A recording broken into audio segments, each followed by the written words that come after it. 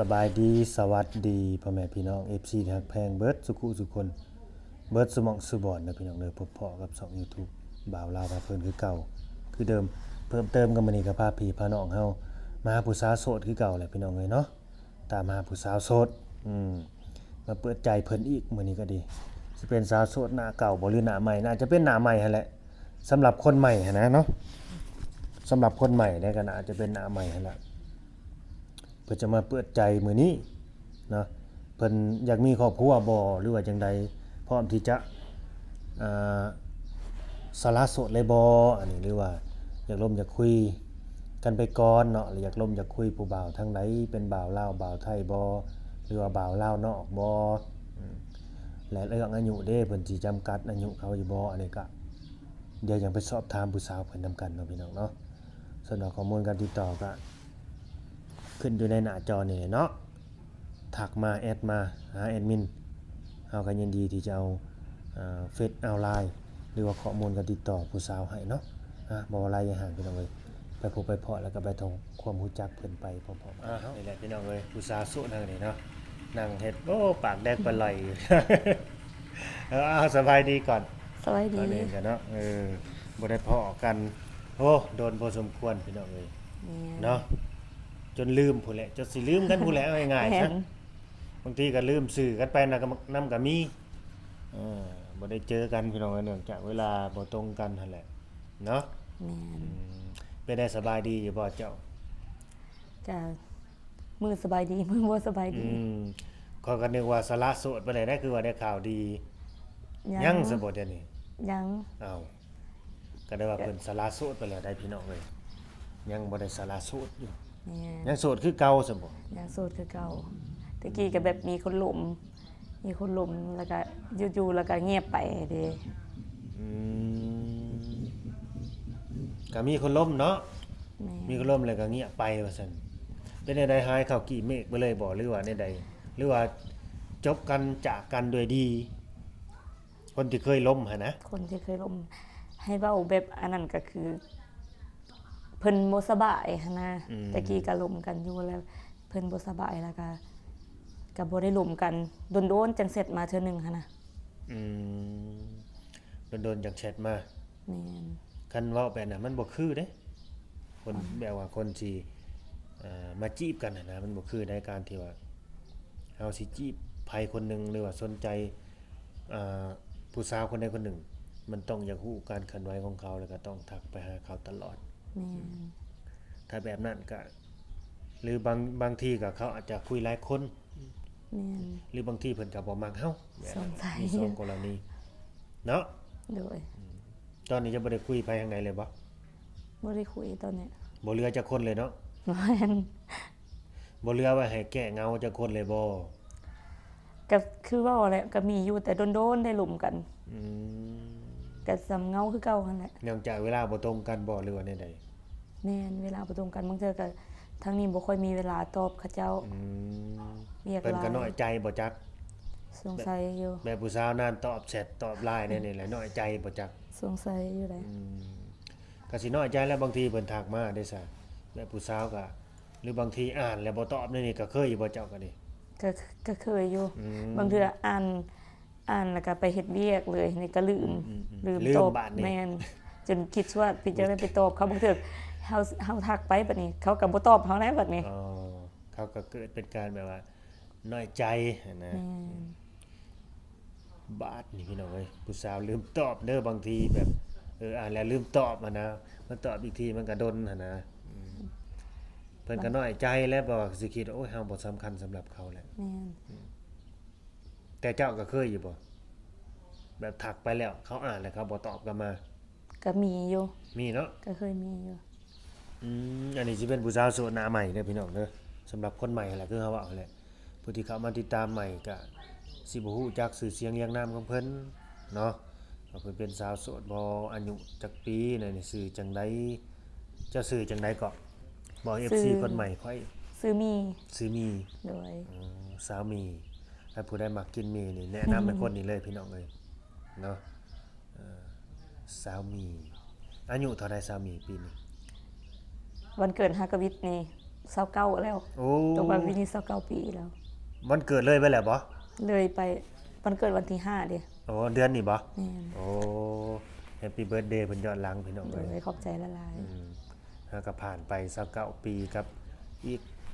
จักมื้อบุนี่5-6มื้อเนาะ แม่น ประมาณนั้นแหละโอ้อายุหลายเลยได้สามี กับสิเอาก็เอาได้เจ้าอายุหลายเลยได้ แม่นกำลังหาอยู่หาคนที่แบบว่าเข้าใจแล้วก็สร้างสร้างนำกันอยู่ โดยจะสิไปเลือกบ่ได้เลยได้บัดรัก30ปึ๊บขึ้นไปหาเลือกยากตัวได้บาดนี่นะ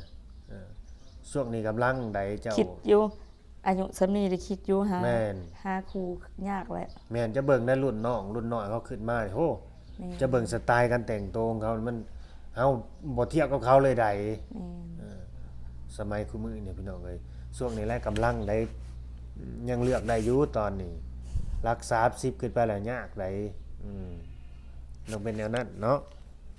บาดนี้ผู้บ่าวนี่เด้ซะสิจำกัดอยู่บ่อายุเพิ่น ก็อายุบ่ โดย ขอแบบ รุ่นราวคราวเดียวกันก็สิคุยบ่ ก็คุย คุยเนาะ แม่นคุยจนไปฮอดแบบ5-60หรือก็6-70ก็ได้เขาแต่เพิ่นก็ยังแข็งแรงอยู่หั่นนะ 6-70ก็ได้เด้อพี่น้องขอแต่แข็งแรงแล้วว่าเนาะแข็งแรงเฮ็ดเวียกได้และใส่งานได้เนาะ วิการไผว่าบ่าวลาวเคยสัมภาษณ์ด้วยได้เบิดแล้วว่าขอเพียงแต่อย่าพิการ ก็เพียงแต่อย่าพิการหูหนวกตาบอดนี่แขนกูดขาขาดนี่ได้เบิดเก่าอ่ะนั่นน่ะลืมเลยจากผู้ใดบาดนี้ก็เพียงแต่แข็งแรงพาเพิ่นเฮ็ดเพิ่นสร้าง แม่น เป็นผู้นำได้เนาะ โดย มาคนหล่ออยู่บ่ ถามว่ามักคนรอบ่มักคนใจดีมักคนใจดีหลายกว่า เนาะ คนรอแม่น แสดงว่าผู้ชายนี่บ่ได้มีผู้ชายในสเปคของเจ้าเนาะก็แต่ใจดีเนาะ แม่น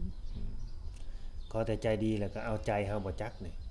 แม่นมักคนเอาใจเด้ มาคนเอาใจบ่ โดย โยกคันว่าเอาใจได้เขาก็สิบ่เอาแต่ใจที่ก็สิเอาคนนำแล้วกันเนี่ยนะ ก็ดีคือกัน ดีคือกัน เข้า เนาะ เลยเด้ทางนี้ก็ เออ แม่น ยังหาคือกันเนาะบ่เจอพี่น้องเอ้ยอยากเจอคนที่ว่า จริงจังจริงใจนะพังเว้านี่กันนะเนาะ แม่นอายุหลายเลยเด้ซ้ำนี่ก็น้องก็เอาเมียปะเลยเด้ อืม น้องเพิ่นสร้างครอบครัวก่อนเอื้อยเลย บัดเอื้อยมันยังบ่ได้อยู่ แม่นก็คิดอยู่ แล้วได้คันเอื้อยเอาคันน้องเอาก่อนแหละเอื้อยนี่ยังยากได้บ่แถวบ้านข่อยก็เป็นแนวนั้นได้แบบว่าคันน้องเอาเมียหรือเอาผัวก่อนนี่ผู้เอื้อยนี่ยากในบาด แม่ นี้ นแถวบ้านนี่เขาก็เว้าอยู่น้องสายเพิ่นเอาก่อนเลย ยากในที่บ่ดีสิห่วยอย่าได้ขึ้นคานอยู่เจ้านี่ อย่าได้ อย่าได้เนาะ หาคนมาดึงลงได้คาน อย่าได้บ่ฮอดเวลามันจำเป็นแหละเนี่ยได้ก็สิเอาแล้วแบบว่าอยากลงจากคานเด้บ่ได้ขึ้นคานเลือกอยู่บ่จำกัดอยู่บ่สิเป็นคนลาวหรือคนไทย เป็นคนยังก็ได้เบิด อืม คนไทยก็ได้ คนลาวก็ได้ เคยมีผู้บ่าวเวียดมาจีบอยู่บ่ ฮะ บ่าวเวียด เบายังก็ บ่าวเวียด เบาเวีย คนเวียดเด้บ่มี บ่ เนาะ บ่มี เขาแก่จีนได้มีมาอยู่บ่ บ่ บ่มีเนาะ บ่ โอ้น้อยนักเลยพี่น้องไอ้เฒ่าแต่จีนสิแบบว่าสิมาแถวนี้นะ แม่น คันว่าอยู่แบบแทงบ่อแก้วนี่นะหลายแบบนั้นพี่น้องเอ้ยสามเหลี่ยมอะนะก็สิไปโฮมกันอยู่พุ่นเฒ่าแก่จีนนี่คนทางใดก็ได้เพิ่นว่าคนไทยคนลาวก็ได้ ก็เพียงแต่เป็นคนดีแล้วก็ใจดี โดย เนาะ โดย เจ้าถ้าเกิดว่าเนาะแปลว่าสมหักสมหวังไปแล้วอะนะเจ้าอยากมีหยังแบบว่า เป็นของเจ้าของอะนะแบบกิจการอะนะเจ้าอยากเฮ็ดหยังเจ้าถนัดทางด้านใดสมมุติว่าเพิ่นลงทุนให้เฮาเฮ็ดนั่นเฮ็ดนี่อะนะเจ้ามักหยังสามี ตอนนี้คิดอยู่ฮะอยากไปเรียน อยากเรียนเสริมสวย โอ้ เพราะว่าอาศัยแบบอันลูกป้าเพิ่นไปเรียนตัดนิบมาหั่นนะแล้วเพิ่นสิเปิดห้านก็เลยอยากเรียนเสริมสวยแหละไปประกบอยู่นำเพิ่นหั่นนะ อ๋ออยากเรียนเสริมสวยเพิ่นนะ พอได้มีอาชีพติดตัวเฮาเด้ โดยนี่คือความแบบความฝันเนาะ แม่น แล้วก็ตั้งใจคิดไว้ว่าซั่นซะก็ขอให้ความเอ่อหวังแล้วก็ความฝันเพิ่นเป็นจริงพี่น้องเอ้ย โดย บ้านนี้ข้อมูลการติดต่อจะได้มีหยังในสามี ก็ Facebook กับ LINE ตั้งเป็นตั้งหลายเนาะ โดย สะดวกแจกเนาะ โดย สะดวกแจกพี่น้องเอ้ยก็ลองทักทายเนาะมาลงมาคุยกับเพิ่นเบิ่ง แม่ บ่แน่ได้บางทีเฮาอาจจะมีวาสนาต่อกันนะหรือว่าศีลเสมอกันก็อาจจะได้เป็นเนื้อคู่กันนะหรือบ่ได้เป็นเนื้อคู่กันก็รู้จักกันนับถือหักแพงกันเป็นพี่เป็นน้องก็ได้ โดย เนาะ โดย ก็บ่ได้เสียหายหยังดอกพี่น้องเอ้ยต่างคุ้นเคยกันเทื่อว่าท่านมาเที่ยวทั้งนี้หรือว่าทั้งนี้ไปเที่ยวทั้งนั้นจึงสิได้พอแบบแวะหากินน้ำกินในหั้นนะประมาณนั้นหักกันดีกว่าสั่งกันนั่นแหละคนเฮาก็ดี แม่นแม่น มีอยู่อันคนหนึ่งเฒ่าแก่สวนยางหากบ่ฮู้เจ้าสิมักหรือบ่ยันว่าละพาเจ้าไปกรีดยางนี่จี้ เพิ่นน่ะสิมักค่อยอยู่บ่ พาไปกรีดยาง แต่เพิ่นว่าโอ้บ่ให้ลำบากดอกเรื่องกรีดยางนี่ค่อยสิเฮ็ดเองเพิ่นว่า ยันแต่เพิ่นบ่เอาแล้วเพิ่นเป็นเฒ่าแก่เลยเด้ มีแต่ไปเก็บเงินซอยไปนำเงินซอยเราอะนะไปเป็นกระเป๋าเงินให้เรา ยันแต่เพิ่นเป็นเฒ่าแก่แล้วเพิ่นบ่เอาเฮากับอายุหลายนี่เด้สมมุติว่าบางทีเพิ่นอยากได้เด็กน้อย แม่นมันก็แล้วแต่รสนิยมไผมันเนาะบางคนก็มักผู้สาวซ้ำน้อยพี่น้องเอ้ยมัก18 19นั่นนี่นะแต่เรานี่ก็โอ้สิเข้าหลัก3แล้วนะตาวรุ่นนี่ก็น่าสิดีพี่น้องเอ้ยแบบเขาเป็นผู้ใหญ่แล้วนะมีแต่ตั้งเนื้อตั้งโตแล้วก็สร้างครอบสร้างครัวกันแบบนี้นะถ้ารุ่นน้อยเนี่ยก็บ่แน่ได้บางคนเขาก็ยังเล่นอยู่นะแล้วก็มักรุ่นราวคราวเดียวกันก็มีแบบนี้ก็ดี โอ้ยแม่น เนาะกูมือที่พาเงินนาคำเนี่ยได้ซะ ๆคุมื้อนี้บ่ได้เฮ็ดหยังมีแต่แม่ไปน้องสาวไปเฮ็ดเวียกแล้วก็อยู่เฮือนอาศัยแบบกินแต่ละมื้อเลี้ยงเป็ดเลี้ยงไก่เด้ โอ้ เลี้ยงเป็ดขายแบบขายลูกมันแบบนี้ เล นะ ยแม่เจ้าเฮ็ดหยังเกาะกูมือนี่ เพิ่นไปเฮ็ดเวียกเพิ่นอยู่ไทยเด้ โอ้ เพิ่นเที่ยวไปเที่ยวมาแห เล ละ ย แต่ว่า เราไปไทยเนาะ แม่น สาวน้องสาวก็เข้าโรงงาน แม่นข่อยก็อยากเข้าโรงงานอยู่แต่ว่า มันบ่มีไผอยู่เฮือนเด้เป็ดไก่งูควายกับยามนี้ยามเฮ็ดนาแน่บ่มีผู้ใด โอ้เจ้าก็สิเฮ็ดหน้าอยู่บ่ปีนี้ก็ดี ก็สิเฮ็ดอยู่ แต่ยังบ่ได้ถามน้องสายว่าเพิ่นสิออกเวียกบ่หั่นนะ ตามคนขาดคนไทย แม่นปีนี้ยากเพราะว่าน้องไผเพิ่นก็บ่ได้มาเฮ็ดเวียกเด้เพิ่นถือผ้าเลยเด้ โอ้ เพิ่นก็บ่ได้มาเลย ปีกายนี้ยังว่ามีน้องไผกับอันทางตาดองในดองเพิ่นมาซอย โดยโอ้ ปีนี้บ่ฮู้ว่าสิมีคนขาดคนไทย คันบ่มีก็บ่ได้เฮ็ดเนาะ ก็ต้อง คิด ได้ ว่า เฮ็ดก็ต้องได้เฮ็ดต้องได้แบบ ต้องได้จ้างเนาะ แม่นต้องได้ ต้องได้ หา หา จ้า ค ง น เขาเจ้า อืม เพราะว่าถ้าบ่เฮ็ดเฮาก็บ่มีบ่อนได้กินได้ซื้อ แม่น ข้าวมันเพิ่นแฮงแพง ว่าก ไป ว่า ซื้อแพงๆเนาะ แม่น แพงซื้อข้าวแพงพี่น้องเอ้ยแพงลำบากอีก แม่น อันนี้ทุกข์ก็สร้างมันแบบเฮามีข้าวกินนี่ แม่น ยังใครได้ อันเงินใส่ก็ยังว่าเลี้ยงเป็ดเลี้ยงไก่พอได้ขายหั้นนะแต่ว่าเพื่อสิซื้อข้าวอีกพอแฮงอันเนี้ย เนาะพี่น้องเอ้ยเนาะชีวิตผู้สาวบ้านๆคนหนึงว่าซั่นซะจะมีพี่น้องจักคนก็ มี3คน อืม ค่อยเป็นเอ้ยกก ลูกสาวกกเคยกกเด้อพี่น้องเอ้ยคันว่าไปเป็นเคยกกนี่ก็ห้อย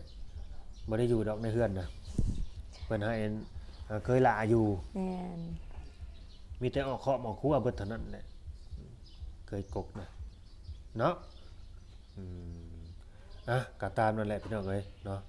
ก็ได้แต่เป็นกำลังใจให้เพิ่นเนาะจังใดก็